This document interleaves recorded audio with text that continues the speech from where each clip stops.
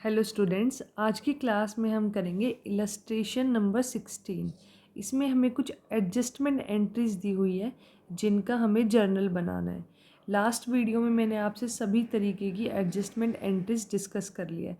एक बार आप उन्हें रिवाइज करने के बाद इस क्वेश्चन को अटेम्प्ट करना, ठीक है। फर्स्ट ट्रांजेक्शन है interest due but note received ₹5000। मतलब ये जो इंटरेस्ट है ये हमारी इनकम है और ये ड्यू है, लेकिन हमने अभी तक इसे रिसीव नहीं किया है, ठीक है। तो ऐसे केस में इसे हम बोलेंगे इंटरेस्ट एक्रूड, ठीक है। तो हम क्या करेंगे, interest accrued and due account को डेबिट कर देंगे, ठीक है, टू इंटरेस्ट अकाउंट। कभी भी आपके पास कोई भी ट्रांजेक्शन आए जिसमें हमें ये मेंशन हो कि हमारा इंटरेस्ट ड्यू है और वो इंटरेस्ट हमारी इनकम है, लेकिन हमने अभी तक उसे रिसीव नहीं किया है, तो आप करोगे interest accrued and due account को डेबिट टू इंटरेस्ट अकाउंट, ठीक है। और इसकी नरेशन हो जाएगी interest due but not received, ठीक है। अमाउंट है आपकी ₹5000, तो मैं यहाँ लिख दूँगी 5000। अब चलते हैं अपनी नेक्स्ट ट्रांजेक्शन पे। Out of the interest for the year ended 31 March 2025 ₹3000 is due for receipt on 30 जून 2025, ठीक है।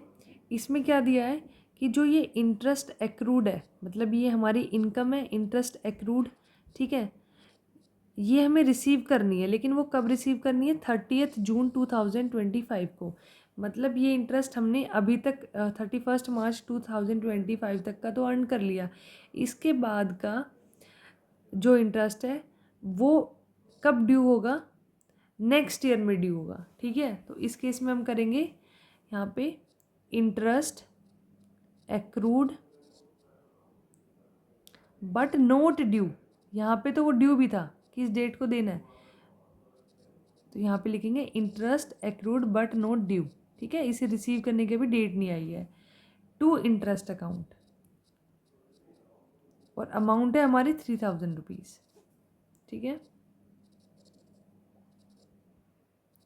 नरेशन हम क्या लिखेंगे, इंटरेस्ट अर्नड, कि इंटरेस्ट तो हमने कमा लिया है, बट ड्यू फॉर रिसीट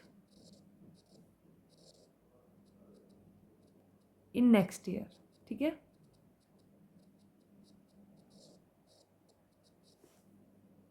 अब हम चलते हैं अपनी थर्ड ट्रांजेक्शन पे। सैलरीज पेबल टू स्टाफ ₹25,000, ठीक है। पेबल मतलब हमारी लाइबिलिटी है कि हमें अपने स्टाफ को सैलरी देनी है, कितनी, ₹25,000, और हमने अभी तक तो दी नहीं है, ठीक है। अब क्या करेंगे, अगर हम इसे दे देते अपनी सैलरी को तो हम कहते salaries account debit to cash या बैंक, लेकिन अभी तो हमने अपनी सैलरी दी नहीं है, मतलब हमारी लाइबिलिटी इंक्रीज़ हो गई है, तो इसे हम आउटस्टैंडिंग सैलरीज अकाउंट में डालेंगे, ठीक है, टू आउटस्टैंडिंग सैलरीज, ठीक है। इसे हमने क्रेडिट क्यों किया, क्योंकि जब भी हमारी कोई लाइबिलिटी इंक्रीज होती है हम उसे क्रेडिट करते हैं, ठीक है, टू आउटस्टैंडिंग सैलरीज, और या फिर आप इसे लिख सकते हो सैलरीज पेएबल अकाउंट।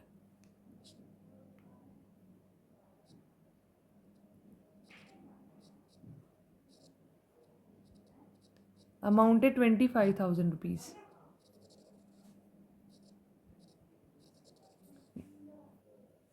अब हम इसकी नरेशन लिख देंगे। नरेशन होगी सैलरीज ड्यू टू स्टाफ, ठीक है, कि स्टाफ की सैलरीज देनी है। अब आते हैं नेक्स्ट ट्रांजेक्शन पे।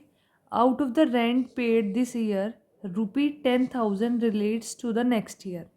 इसका मतलब ये है कि हमने इस साल कुछ रेंट दिया है, ठीक है, उसमें से ₹10,000 हमने अगले साल के दे दिए हैं अभी से, ठीक है। मतलब वो ₹10,000 जो है वो इस साल का खर्चा नहीं है, वो नेक्स्ट ईयर का खर्चा है, ठीक है, लेकिन हमने एडवांस में ही दे दिया है इस साल, ठीक है। तो हम इसका क्या करेंगे, इसे डालेंगे हम प्रीपेड रेंट की कैटेगरी में, ठीक है।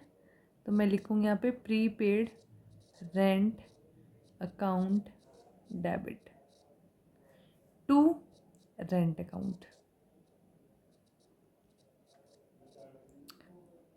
नरेशन होगी रेंट पेड इन एडवांस और अमाउंट है 10,000। अब चलते हैं अपनी नेक्स्ट ट्रांजेक्शन पे।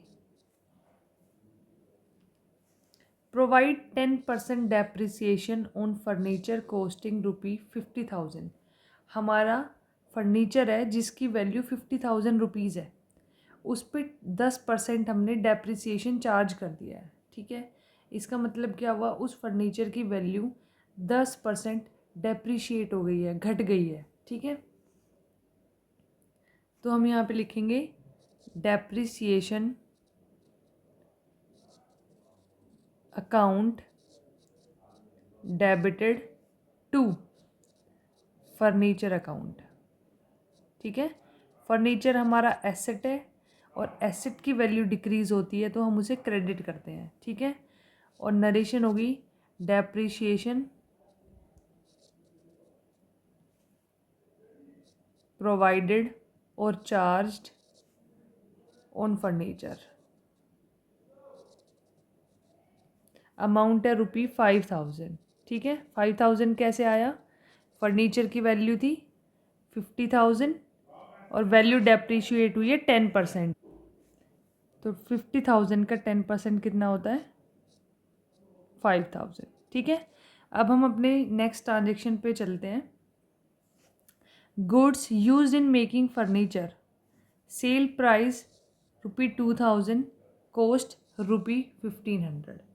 इसका मतलब क्या हुआ कि जो हमने सामान यूज़ किया है फर्नीचर बनाने में, ठीक है, उसका सेलिंग प्राइस था 2,000 रुपीज़ और लेकिन उसकी कॉस्ट क्या थी 1,500 रुपये, ठीक है। इसका मतलब क्या हुआ, हमने अपने फर्नीचर में वो सामान यूज़ करके लगाया तो सामान तो हमारा कम हो गया और फर्नीचर की वैल्यू बढ़ गई। और फर्नीचर यानी एसेट की वैल्यू बढ़ती है तो हम उसे डेबिट करेंगे, तो फर्नीचर अकाउंट डेबिटेड, ठीक है, टू परचेजेस, क्योंकि गुड्स हम परचेजेस की कैटेगरी में डालते हैं और परचेजेस हमारे यहाँ पे कम हो गए हैं। और यहाँ पे लिखेंगे कॉस्ट प्राइस 1,500, ठीक है। नरेशन क्या होगी, goods costing ₹1,500 used in making furniture.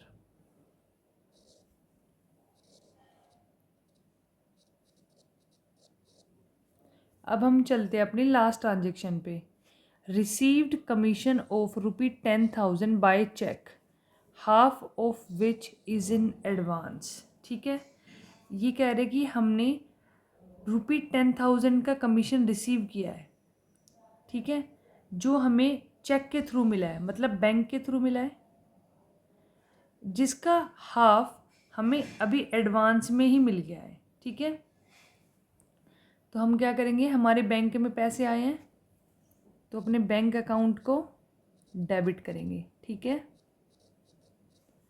Debit the receiver to commission received account. हमारी जो इनकम है उसका नाम क्या है, कमीशन, ठीक है। और इनकम और गेन को हम कहाँ पे करते हैं, क्रेडिट करते हैं अकॉर्डिंग टू नॉमिनल अकाउंट।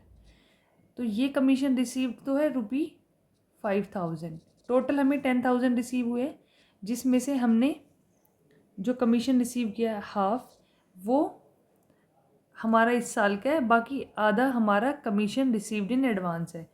तो जो कमीशन रिसीव्ड इन एडवांस है उसे हम उसकी कैटेगरी में डाल देंगे, तो यहाँ लिख देंगे to commission received in advance account, ठीक है।